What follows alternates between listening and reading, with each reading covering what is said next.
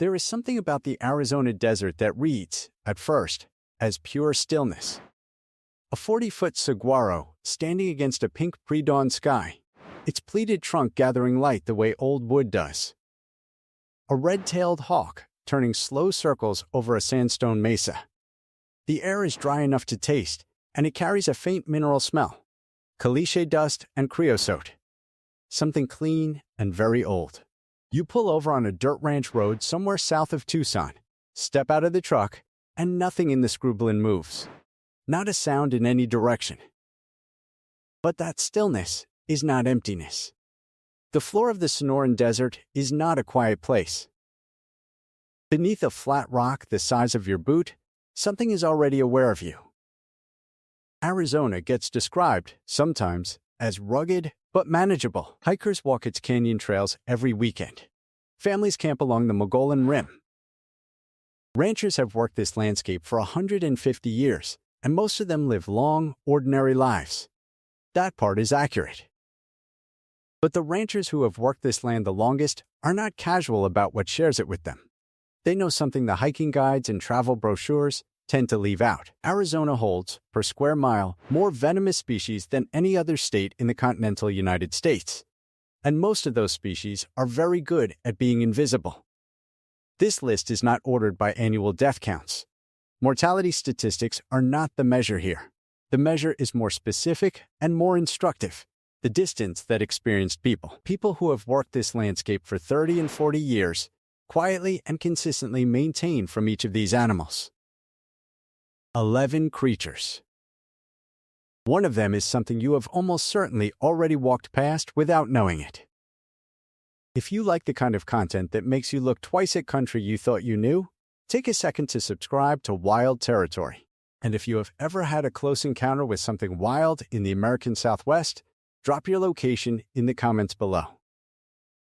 Number 11. The coyote.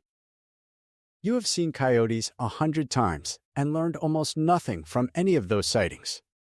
That is the first problem. Canis latrans is so familiar across the American Southwest that most people stopped paying careful attention to it decades ago. It trots along the gravel shoulder of a state highway at dusk, ears forward, moving with that loping, unhurried gait. It pauses near a weathered cedar fence post in a ranch yard and then dissolves into a stand of mesquite. It looks, from a distance, like a medium-sized dog with poor grooming habits, and the brain files it accordingly. Background animal, part of the scenery, nothing to slow down for. That assumption has put livestock operations out of business. Coyote packs in rural Arizona have been documented killing calves, lambs, and goat kids in coordinated hunts, using arroyos and brush lines to cut off retreat routes. Research published in the Wildlife Society Bulletin found that coyote predation accounted for more than half of sheep and lamb losses on surveyed Arizona rangeland operations. Ranchers who have lived through a hard lambing season learn not to make that mistake again. Attacks on humans are rare, but documented. Researchers compiling North American attack records identified more than 300 verified coyote attacks on people over a 50-year period, with children under 10 years old as the most common targets. A coyote that has lost its wariness of humans is not the coyote anyone should be comfortable walking toward. Number 11 is the one ranchers curse every spring but rarely genuinely fear for their own safety. What follows requires a different quality of attention. Number 10. The bobcat. The bobcat stands about a foot at the shoulder, weighs between 15 and 30 pounds, and travels through desert scrubland and mountain pine forest with a silence that is difficult to appreciate until you have watched one move through brush and realized you almost missed it. Lynx rufus ranges across every corner of Arizona, from the Sonoran Desert floor at 1,000 feet elevation to the ponderosa forest of the White Mountains above 9,000. The state holds one of the densest bobcat populations in the continental United States.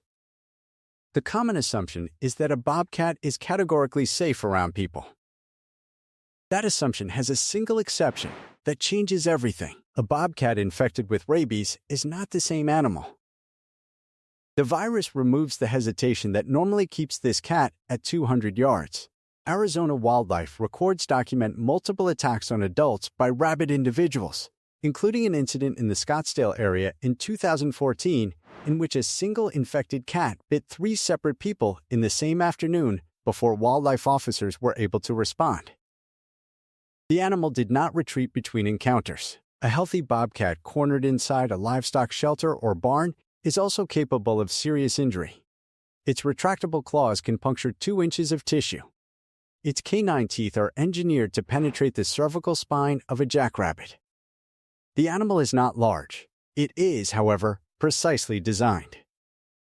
Number 10 is the one that looks too modest to belong on a list like this. The ones that come after it will not create that impression. Number 9. The American black bear. Arizona has bears. This surprises visitors who picture the state as flat Sonoran desert from edge to edge, but the Mogollon Rim Country, the White Mountains, and the Pinaleo Range hold a stable population of American black bears, Ursus americanus, that the Arizona Game and Fish Department estimates at between 3,000 and 4,000 individuals. These animals live in ponderosa pine and mixed conifer forest at elevations above 4,000 feet, moving through terrain that looks more like Montana than what most people imagine when they hear Arizona. In drought years, and the past 2 decades have delivered many, black bears descend into lower elevation ranch country in search of food. They have been documented entering neighborhoods in Show Low and Pine Top in years of exceptional heat and failed berry crops. Black bears are not grizzlies, and the comparison is worth making because it corrects a mistake in both directions. Black bears kill roughly 1 person in North America per year on average. When those attacks occur, analysis of documented fatalities shows they tend to be predatory rather than defensive. The bear was not surprised. It was not protecting cubs. A review of fatal black bear attack records published in the journal Human-Wildlife Interactions found that adult male bears were responsible for the large majority of deaths, and that most incidents occurred in remote areas without other people nearby. Ranchers in the White Mountains lock metal feed containers, keep livestock supplement in sealed bins, and do not leave cattle carcasses in open pasture. Old habits, learned from losses they would rather not repeat. Number 9 is the animal most people do not associate with Arizona at all. Number 8 is the one they think they understand and routinely get wrong. Number 8. The collared peccary. The javelina, the name almost every Arizonan uses for the collared peccary. Peccari de jacu does not carry the visual vocabulary of something dangerous. It stands about 2 feet at the shoulder, weighs between 35 and 60 pounds, and travels in family groups of 6 to 20 individuals across Sonoran Desert scrubland, crossing sandy washes and saguaro flats with a shuffling, nearsighted gait. Tourists photograph them from car windows in the foothills neighborhoods of Tucson. Suburban residents find them rooting through compost bins on Tuesday mornings. Nothing about the shape of the animal suggests that an encounter can become serious. The tusks resolve any confusion. A javelina carries 2 interlocking canine teeth that are continuously self-sharpening and capable of shearing through leather boot material and producing puncture wounds that reach bone. The Arizona Game and Fish Department has documented dozens of attacks on humans over the past 2 decades. Most were triggered by cornering a single animal against a wall or fence, approaching a nursing female too closely, or placing oneself between a group and a water source during the hottest months of the year. Dry summer conditions make peccaries significantly more aggressive around any water they have located. Ranchers give javelina groups a deliberate, unhurried birth, particularly in late summer around livestock stock tanks. Not dramatic avoidance. Practical habit. The animals move faster than their build suggests. Their vision is poor enough to make them unpredictable at close range, and the tusks are not decorative. Number 8 is the one that wears the face of livestock. Number 7 wears the colors of danger itself and still manages, most of the time, to go completely unnoticed. Number 7.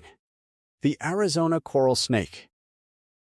The Arizona coral snake, Microroides euryxanthus, reaches a length of between 17 and 22 inches. Its body is banded in red, black, and yellow in a pattern that, in theory, most people know to interpret as a warning.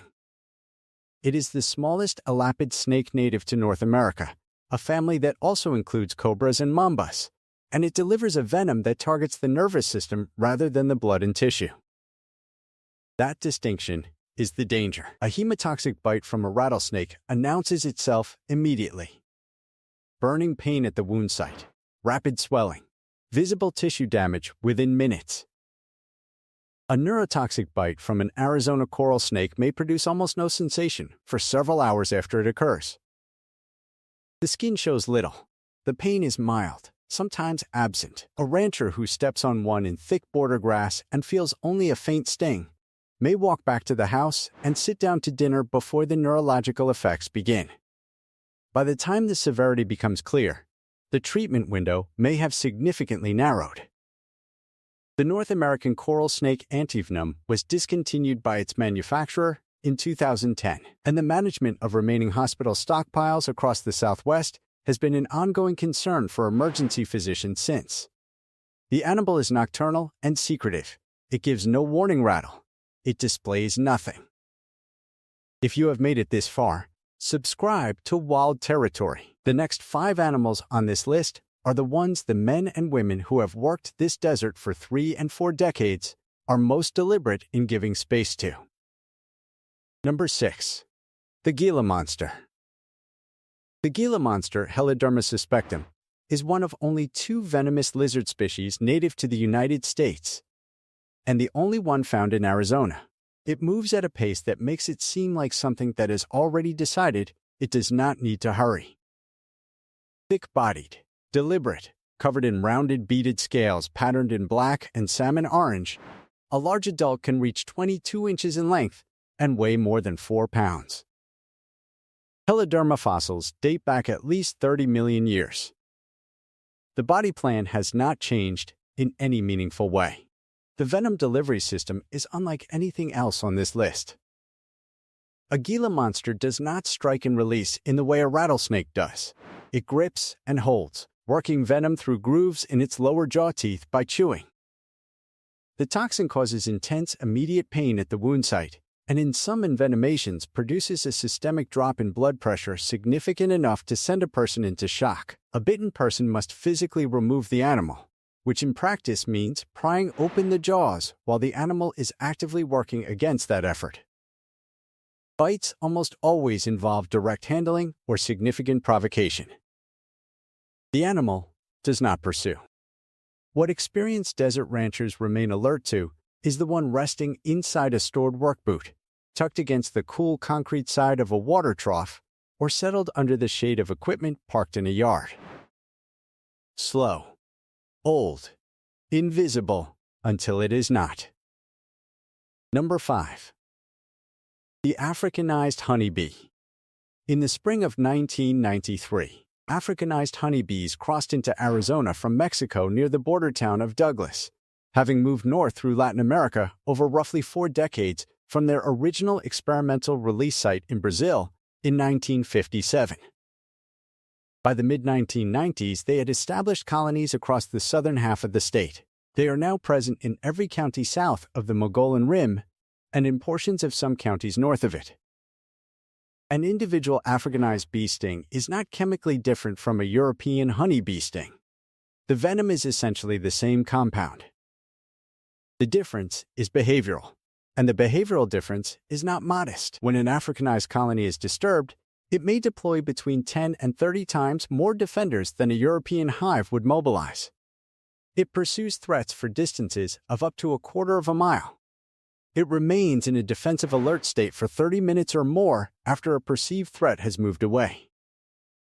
The Arizona Department of Health Services has recorded fatalities from swarm attacks. A man in the Tucson area died in 2015 after disturbing a colony inside a buried water meter box in his yard. A rancher outside Benson was hospitalized in 2020 after operating a tractor over ground containing a colony in a hollow fence post. Neither person knew a colony was present until the attack was already underway. Number 5 is the one that has no relationship with your intentions. The 4 that remain are the ones that make desert people move differently through the same terrain they have walked for years. Number 4. The mountain lion. Puma concolor is the most widely distributed large terrestrial predator in the Western Hemisphere. In Arizona, the Game and Fish Department estimates a population of between 2,500 and 3,000 individuals distributed across the entire state. The saguaro desert foothills of the Santa Cruz Valley, the deep oak-lined canyons of the Huachuca and Chiricahua Mountains, the Ponderosa Plateau country above the Salt River, and the alpine forest above Flagstaff on the San Francisco Peaks. This animal is wherever you are. The mountain lion's primary adaptation is concealment. A large adult cat can move through terrain and avoid triggering motion-activated trail cameras positioned within 30 meters if it has learned those cameras are present, which GPS collar research conducted in Arizona and adjacent states suggests these animals are capable of doing over time.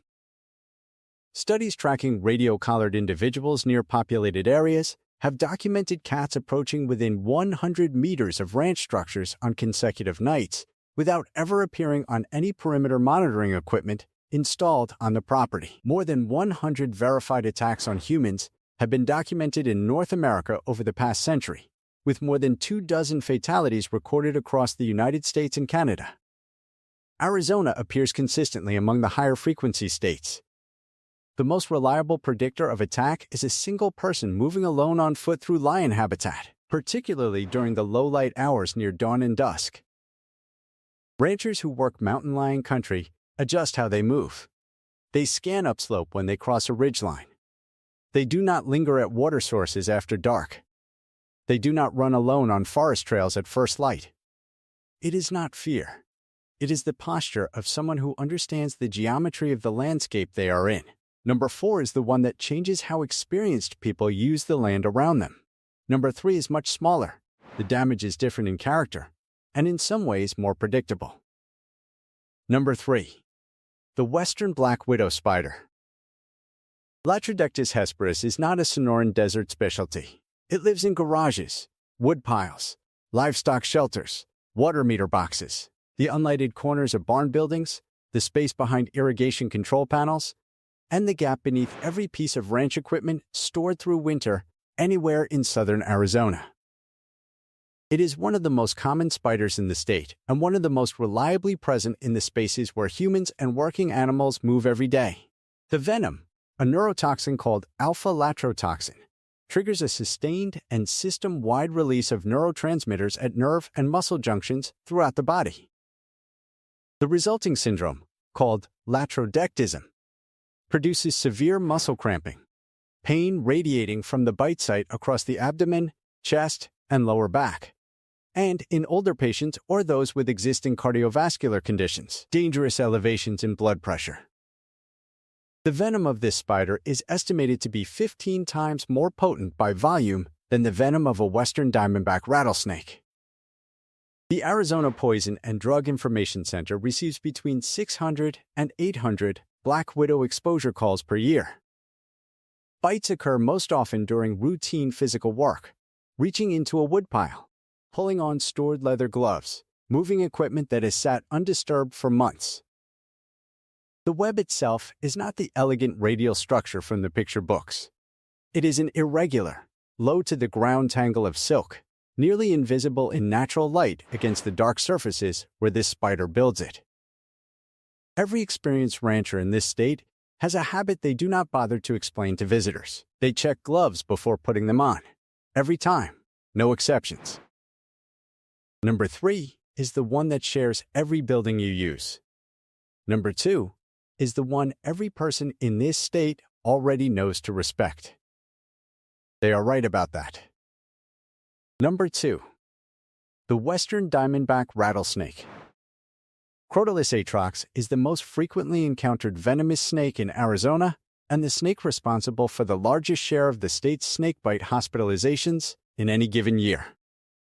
The Arizona Poison and Drug Information Center logs between 200 and 300 reported rattlesnake bites per year across the state, and a substantial portion involve this species. It is thick-bodied, slow to move off a path, and capable of striking from a coiled resting position to a distance of 2/3 of its own body length, which on a large adult approaching 6 feet means a functional strike range of 4 to 5 feet from the coil. The venom is hemotoxic. It destroys red blood cells and begins breaking down surrounding tissue immediately after entering the wound. A serious envenomation without antivenom treatment can produce compartment syndrome in the affected limb, visible tissue necrosis within 48 hours, and in some cases, permanent damage requiring surgical intervention. Profab antivenom is effective when administered early. In rural Arizona, the nearest hospital fully equipped and stocked to administer it may be 60 minutes away, sometimes more. Research published in the journal Toxicon documented that a meaningful percentage of confirmed snakebite cases occurred without any audible rattling from the snake, most commonly when the animal was stepped on in tall grass, encountered in low light, or contacted while already in a forward strike posture. The rattle is a warning. It is not a guarantee. Number 2 is the animal every person who has spent real time in Arizona already respects, and they are correct to. But every rancher in this state, no matter how many years they have worked this landscape, maintains a slightly different quality of attention around the animal at number 1. Because number 1 is the one you cannot see against the ground it was built to match. It weighs less than half a gram. Number 1. The Arizona bark scorpion. Centauroid sculpturatus. Body length between 2 and 3 inches. Color: pale tan, nearly indistinguishable from caliche soil, dried mesquite leaf litter, and the interior surface of a leather work boot. It is found in every county in Arizona. It is the most venomous scorpion in North America, and it is the animal that generates more emergency room visits in this state than every other creature on this list combined. The Arizona Poison and Drug Information Center receives between 10,000 and 15,000 bark scorpion exposure reports per year. Before the development of effective scorpion-specific antivenom by researchers at the University of Arizona, bark scorpion stings killed children in Arizona with documented regularity. Young children and elderly adults remain the highest risk groups. The venom is a sodium channel toxin, meaning it prevents nerve cells from resetting after firing. The results are not subtle: intense burning pain at the sting site, involuntary muscle twitching in the limbs and face, hypersalivation, difficulty swallowing, loss of voluntary eye muscle control, and in severe pediatric cases, respiratory failure serious enough to require mechanical ventilation. The animal is fluorescent under ultraviolet light. Researchers who study Centauroides sculpturatus in the field carry small flashlights and walk through the darkness to find desert rock faces, palo verde bark, old wooden fence rails, and concrete block walls glowing with dozens of the animals in a single sweep of a single beam. They live in the crevices of exterior walls, beneath loose bark on cottonwood and willow trees along desert washes, in the folded seams of clothing left on a chair overnight, and inside the boot sitting beside the back door of the ranch house. Experienced ranchers in Arizona shake out every boot every morning. They turn gloves inside out before putting their hands in. They lift objects from the ground with a stick before reaching underneath with a bare palm. The ones who have been doing this for 40 years do not think about the protocol anymore. It is reflex, written into the daily routine of every person who has learned this landscape well enough to still be working it. The daily accounting, paid every morning, to an animal that has existed in nearly this exact form for approximately 35 million years. Number 1 is the creature that fits inside a shirt pocket and sends 14,000 Arizonans to the emergency room in a single year. Smaller than your thumb. More neurotoxic than any rattlesnake in North America. The animal you step over without seeing, against the ground it was built to match. Step back, now to that dirt ranch road south of Tucson. The red-tailed hawk has moved on. The saguaros are the same, their pleated trunks unchanged in the morning light. The desert floor is still in every direction you can see, but you look at the flat rock near the toe of your boot differently now. You notice the gap between 2 chunks of caliche at the base of a wooden fence post. You scan the shadow under a palo verde tree for a moment before you walk toward it. Not with fear. with attention, with the specific, quiet attention that distinguishes people who have been on this land a long time from people who are just passing through. The ranchers who have worked Arizona for decades are not dramatic people.